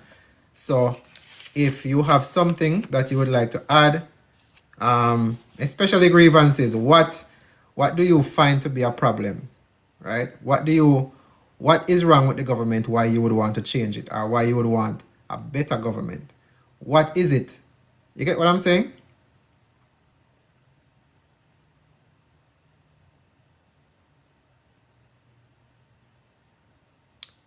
The wins that say if statement in bracket is not part of the original statement, couldn't you just take it out? Just a question.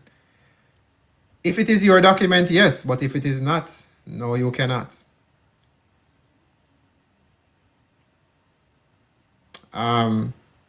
It is not a constitution.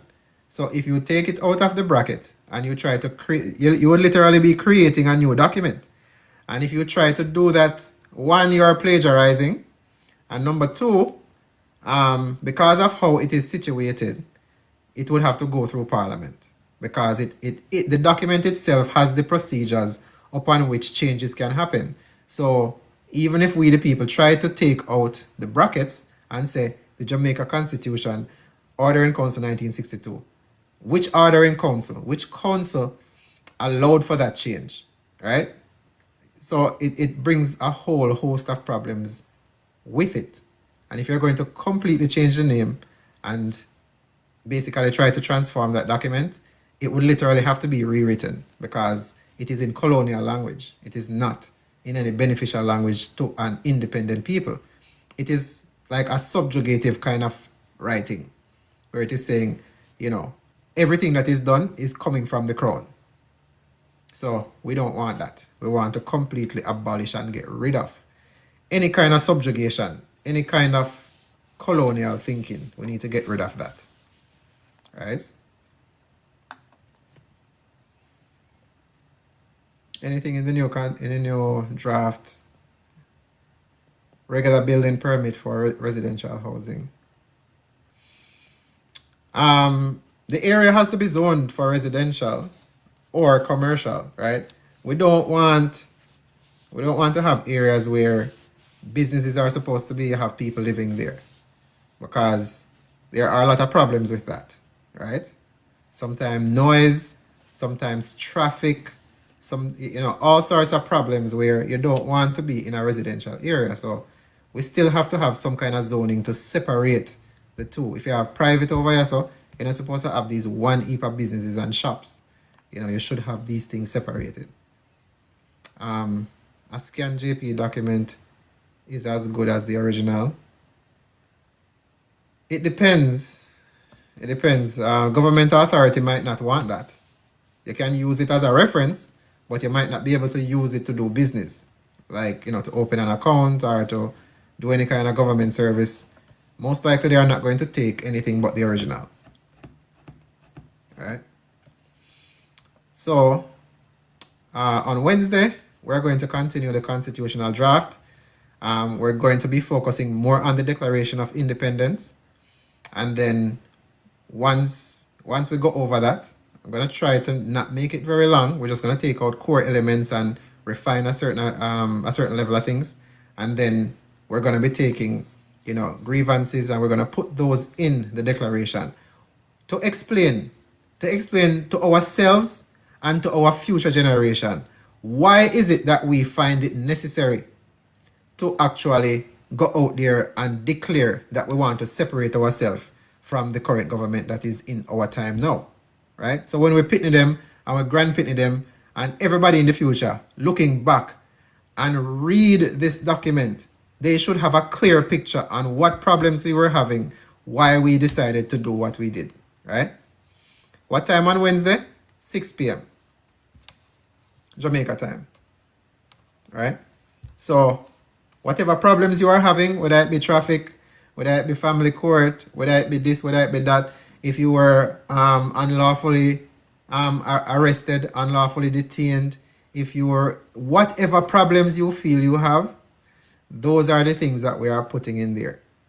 to say these are the grievances that we had, and we have not found any solution for it, because who are we going to complain to? If the government is the one that is causing a problem, who are we actually going to complain to? Another part of the government?